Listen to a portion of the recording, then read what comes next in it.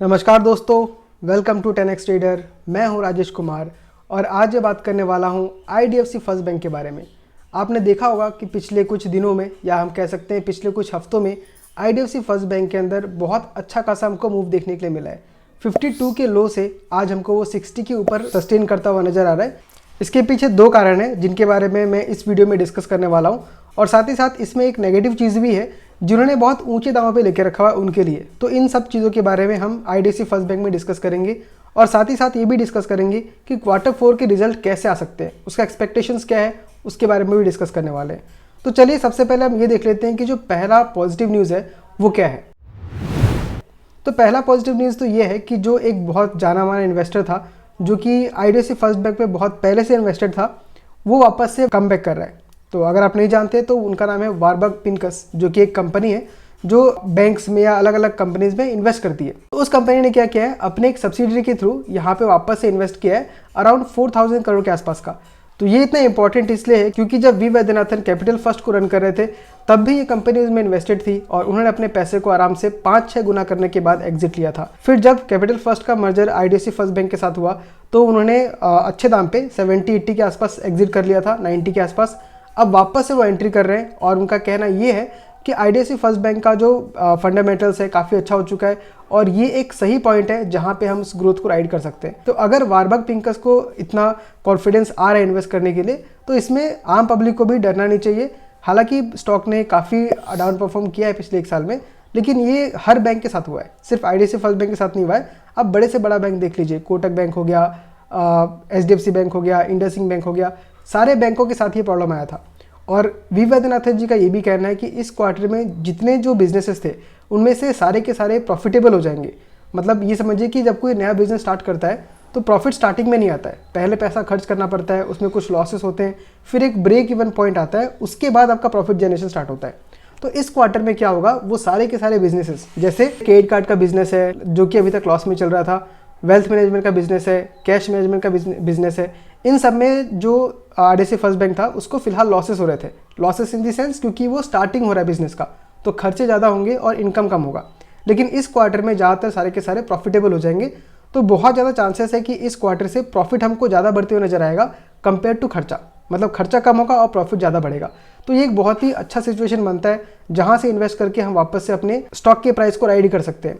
तो मेरा टारगेट पहले जितना था अभी उतना ही है। इस बार मुझे लगता है कि 100 को भी क्रॉस कर जाएगी और 100 के बाद हमको जो अगला टारगेट है वो 125 का देखने के लिए मिल सकता है। तो ये था पहला न्यूज़, और साथ ही साथ उसमें 4000 के आसपास वारबर्ग पिंकस कर रहा है और 2000 समथिंग के आसपास एक और कंपनी कर रही है, उसका नाम मैं स्क्रीन में दिखा दूंगा, मुझे फिलहाल याद नहीं आ रहा। तो टोटल मिला के 7500 करोड़ का इन्वेस्टमेंट हो रहा है IDFC फर्स्ट बैंक पे।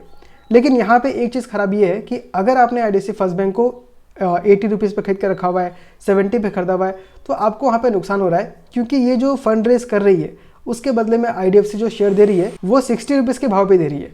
तो इसके एक साल पहले अगर हम देखें तो IDFC फर्स्ट बैंक ने जब लास्ट कैपिटल रेज किया था तो वहाँ पे उन्होंने अराउंड 75-85 तक पे कैपिटल को रेज किया था। लेकिन अब क्योंकि शेयर का प्राइस बहुत गिर गया है तो उनको जो कैपिटल रेज करना पड़ रहा है वो सस्ते दाम पे रेज करना पड़ रहा है। मतलब मान के चलिए नया इन्वेस्टर आ रहा है तो उसको 60 रुपीज़ में ही शेयर दे दिया जा रहा है। तो इसके वजह से आप देख सकते हैं आज में हमको 3-4% का गिरावट भी देखने के लिए मिला। तो स्टॉक जो है मुझे लगता है कि 60 के आसपास सस्टेन करेगा और उसके बाद डिपेंड करेगा Q4 का रिजल्ट कैसा आता है, उसके ऊपर स्टॉक मूव करेगा या परफॉर्म करेगा। तो ये था पहला न्यूज़ जो कि बैंक के लिए पॉजिटिव भी है और इसमें एक नेगेटिव भी है, बैंक के लिए नहीं, इन्वेस्टर्स के लिए जिन्होंने काफ़ी महंगे दाम पे IDFC फर्स्ट बैंक को खरीद के रखा हुआ है। नेक्स्ट जो दूसरा अपडेट जो निकल के आ रहा था Q4 के रिजल्ट के बारे में, उसमें इन्होंने काफ़ी अच्छा खासा ग्रोथ दिखाया है, लोन के बांटने में भी और डिपॉजिट को ग्रो करने में भी। तो ये दोनों चीज़ ही क्या दिखाता है कि जो बैंक का जो डिपॉजिट का जो कैपेसिटी है वो काफ़ी अच्छा है और लोगों को अभी भी इससे भरोसा है, इसलिए लोग इसमें काफ़ी ज़्यादा डिपॉजिट जमा कर रहे हैं। और जैसा कि आप देख भी रहे थे कि काफ़ी बैंकों को डिपॉजिट रेज करने में दिक्कत हो रहा था।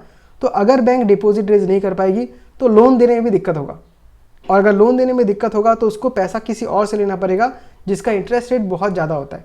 क्योंकि बैंक को अगर लोन देना है तो वो खुद की जेब से नहीं देती है, वो क्या करती है, पब्लिक से पैसा लेती है डिपॉजिट के फॉर्म में, फिक्स डिपॉजिट के फॉर्म में, या आप जो सेविंग्स अकाउंट में जो पैसे रखते हैं उसी पैसे को वो लोन के रूप में देती है और जो इंटरेस्ट का जो डिफरेंस होता है वो अपने पास रखती है। जैसे बैंक आपको अगर 3% इंटरेस्ट दे रही है और लोन अगर वो 14% पे किसी को दे रही है तो उसको नेट 11% तक का प्रॉफिट हो रहा है। तो इस 11% में अपना खर्चा काट के जो बचता है वही बैंक का प्रॉफिट होता है। तो अगर डिपॉजिट नहीं आ रहा है पब्लिक की तरफ से तो क्या करेगी, दूसरी कंपनीज के पास जाएगी जिससे वो लोन लेगी, और वो लोन आपको 6-7% का मिलेगा। जहाँ पब्लिक को आप 3% 4% देते हैं, वहाँ पे आपको अगर कॉर्पोरेट से लेते हैं तो आपको 7-8% तक का मिलता है, जिसमें आपका मार्जिन बहुत कम हो जाता है। तो ये किसी बैंक के लिए बहुत ज़रूरी है कि वो रिटेल डिपॉजिट को बहुत ज़्यादा एक्यूमुलेट कर पाए। जितना एक्यूमुलेट करेगी उतना उसके लिए अच्छा होगा, उतना मार्जिन वो बेटर परफॉर्म कर पाएगी। तो ये 2 मेन न्यूज़ निकल के आ रहा है जो IDFC फर्स्ट बैंक के लिए पॉजिटिव भी है और कुछ लोगों के लिए नेगेटिव है। अब लास्ट में हम देख लेते हैं कि उसका चार्ट पैटर्न हमें क्या दिखा रहा है, तो उसके लिए चलते हैं हम स्क्रीन के ऊपर। ओके, तो यहाँ ओपन हो चुका है IDFC फर्स्ट बैंक का चार्ट, और आप देख सकते हैं पिछले कुछ दिनों से इसने हमको फिनोमिनल रिटर्न दिया है। सिर्फ 10 दिन के अंदर स्टॉक ने हमको 20% तक का मूव दिया है, और जिसका रीज़न मैंने आपको ऑलरेडी डिस्कस कर दिया है। और आज के दिन में देखिए, जब मैं आपको बता रहा था वीडियो में कि इसका डाउनफॉल आके ये 60 के आसपास घूम रहा था, लेकिन देखिए अभी ये लाइव मार्केट में कर रहा हूँ, या पूरा का पूरा रिकवरी हमको यहाँ पे होते हुए नजर आ रहा है। यानी कि 60 रुपीज़ के ऊपर जो इन्होंने कैपिटल रेज किया है उसको लोग ने नेगेटिव की तरह देखा तो है, लेकिन फिर भी बायस बहुत ज़्यादा हैवी है। आप देख सकते हैं 60 तक लो लगाने के बाद फिर से 63 के आसपास हम लोग का ये IDFC फर्स्ट बैंक मूव कर चुका है। तो ये एक बहुत ही पॉजिटिव चीज़ है, और हमको यहाँ पे ये टेक्निकल चार्ट्स में भी दिख रहा है। साथ ही साथ अगर आप देखना चाहेंगे यहाँ पे, तो आपको एक डबल बॉटम फॉर्म होता हुआ नजर आएगा। एक हमारा यहाँ बना है 53 के आसपास, और दूसरा हमारा यहाँ बना है। तो इस डबल बॉटम को मैं फिलहाल उतना तवज्जो नहीं दूंगा, क्योंकि अभी तक इसने हमको ये 63 का ब्रेकआउट नहीं दिया है। अगर 63 के ऊपर ही सस्टेन करता है, या मान लीजिए आज के दिन में 63 के ऊपर क्लोजिंग देता है, तो मान लीजिए कि हम लोग का रिवर्सल होने के चांसेस बहुत ज़्यादा बढ़ जाएंगे, और उसके बाद जो स्टॉक है हम लोग का अप मूव कर सकता है। लेकिन अगर आप बहुत ज़्यादा रिस्क नहीं ले सकते, तो मेरे ख्याल से इस स्टॉक में फ़िलहाल हमको वेट करना चाहिए, और 26 अप्रैल को जब इसका Q4 का रिजल्ट आ जाएगा, उसके बेसिस पे हमें अपना डिसीजन बनाना चाहिए कि इसमें हमें इन्वेस्ट करना है कि नहीं करना है। क्योंकि मान लीजिए अगर आपको यहाँ थोड़ा ऊपर भी मिलता है, मान लीजिए आपको 65-70 मिलता है, तो भी इसका जो टारगेट रहेगा आपका 100 के आसपास रहेगा, जो कि आपको 45% तक रिटर्न दे सकता है।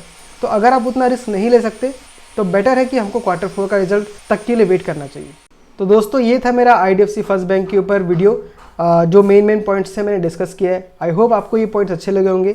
अगर आपको ये वीडियो अच्छा लगा तो इस वीडियो को लाइक कर दीजिए, और हो सके तो चैनल को सब्सक्राइब भी कर दीजिए, क्योंकि जैसे ही Q4 का रिजल्ट आएगा मैं उसके ऊपर वीडियो बनाकर आपको अपडेट कर दूंगा। तो मैं मिलता हूँ आपसे अगले वीडियो में किसी अगले स्टॉक के साथ। तब तक के लिए tata, bye bye, take care.